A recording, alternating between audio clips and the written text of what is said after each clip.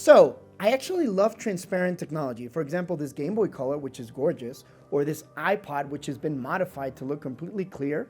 I think it looks awesome. I know there's some people out there that don't like it. That's why when SoundPeats announced these that are the clear, I was pretty interested. But are they worth it? Let's check them out. And SoundPeats has actually been known for a long time for offering products that are pretty cheap and also have pretty good specs. For example, a lot of their products have a high definition codec like LDAC or even Qualcomm. I think they don't use Qualcomm anymore, but they've updated all of them to LDAC, which is awesome. Well, this pair doesn't have LDAC, which is a shame because they're not that cheap either. They come in at about 70 bucks, but for 70 bucks, you're getting 7 hours of continuous playing. You get 40 hours total with the charging case, which is not bad at all either. And you get this product, which is completely transparent.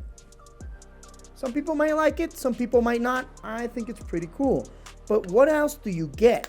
Well, not much. They don't have any certification against water. At least I couldn't find it anywhere. Not even in the official SoundPeats webpage, which I don't know why, but there should be a little bit more information about that.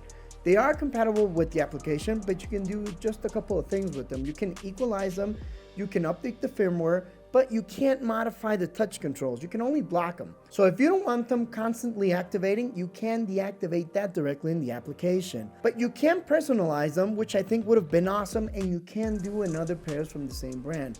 For example, if you want to play in pause or you want to do something different with it, you can actually do it in the app with other models.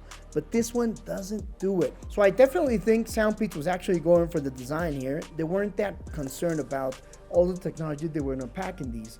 But they did say they were going to put a couple of microphones in them to make them crystal clear for calls. I'm going to be honest with you. They're okay for calls, but they're definitely not what I would call crystal clear.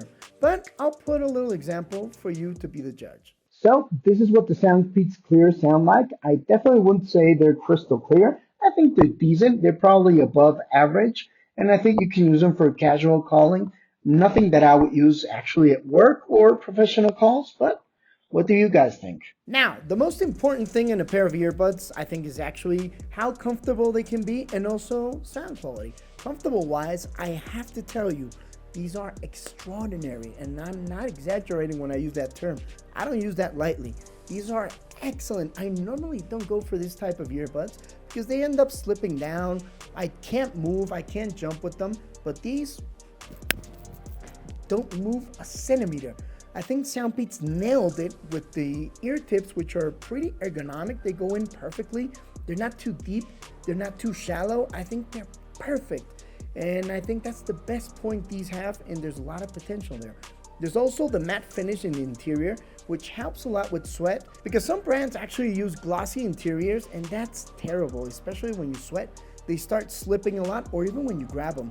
It's a shame in a lot of earbuds that I've tried before and that are excellent, but them being glossy for me can actually be a deal breaker. Well, these don't have that issue, and they're very, very comfortable. Even if you want to use them for quite a few hours, excellent comfort. Now, what do these sound like?